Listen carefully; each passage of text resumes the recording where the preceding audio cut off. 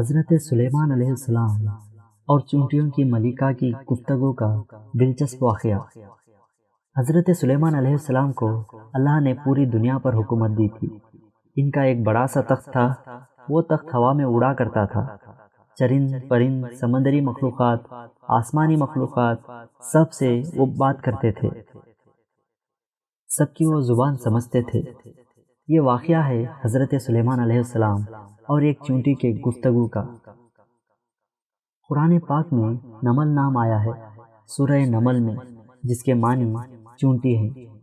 ایک دن حضرت سلیمان اپنی عظیم الشان لشکر کے ساتھ تخت پر براجمان تھے، اور ہوا آرام سے اس تخت کو اڑا کر لے جا رہی تھی، اور نیچے ان کی عظیم الشان فوج ساتھ ساتھ چل رہی تھی، یہاں تک کہ حضرت سلیمان وادی نمل یعنی چونٹیوں کی وادی میں پہنچے، جہاں ایک چونٹی دوسری چونٹی سے بات کر رہی تھی، جس کا تذکرہ سورہ نمل آیت نمبر 18 میں ہے۔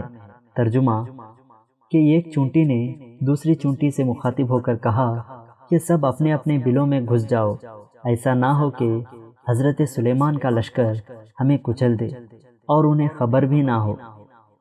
حضرت سلیمان علیہ السلام اس بات کو سن لیتے ہیں اور اپنے تخت کو نیچے اتارتے ہیں، اور ان ان گنت چونٹیوں میں سے اسی چونٹی کو اٹھایا جو گفتگو کر رہی تھی، اور اس چونٹی سے کہا، تجھے نہیں معلوم میں اللہ کا نبی ہوں؟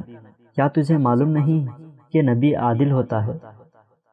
چونٹی نے کہا، ہاں اللہ کے نبی، معلوم ہے، آپ اللہ کے نبی ہیں اور عادل بھی ہیں۔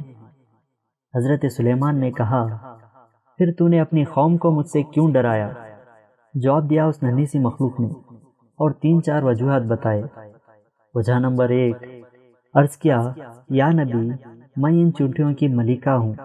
جو کسی بھی گروہ کا حکمران ہوتا ہے، اسے چاہیے کہ اپنی رعایا کی جان و مال کی حفاظت کرے۔ دوسری وجہ، کہا اللہ کے نبی، اللہ کے نبی، میں آپ کی نبوت کا ایمان رکھتی ہوں، مجھے آپ سے کسی قسم کا نقصان ہی نہیں، لیکن میں جانتی ہوں کہ آپ کے لشکر میں سارے کے سارے تو نبی نہیں ہیں، اس لیے میں نے سوچا کہ کہیں آپ کا لشکر ہمیں غیر شعوری طور پر رون دے۔ تیسری وجہ، کہا، اے اللہ کے نبی، اپنی قوم کو بلوں میں چھپانے کا ایک مقصد یہ بھی تھا کہ آپ کا جاہ و جلال دیکھ کر اپنی اوقات نہ بھول جائے، اور آخری وجہ یہ ہے کہ یہ آپ کی شان و شوکت دیکھ کر کہیں یہ ذکر خدا سے غافل نہ ہو جائے۔ حضرت سلیمان علیہ السلام کو یہ گفتگو پسند آئی، اسے اپنے ہاتھ پر بٹھا کر کہا کہ بتاؤ، تمہاری حیثیت زیادہ ہے یا میری؟ چونٹی نے کہا، اے میرے عادل بادشاہ، ویسے تو آپ کا اور میرا کیا مقابلہ، لیکن آپ اس وقت کا پوچھ رہے ہیں تو میری حیثیت زیادہ ہے۔ حضرت سلیمان علیہ السلام نے کہا، اچھا بتاؤ، وہ کیسے؟ کہا، اس طرح کہ اس وقت آپ کا جو مسکن ہے وہ زر و جواہرات سے بنا ہوا آپ کا تخت ہے، لیکن میرا مسکن اللہ کے نبی کا دست یعنی ہاتھ ہے۔ سبق۔ اس قصے کے ہر جملے میں کوئی نہ کوئی سبق ہے۔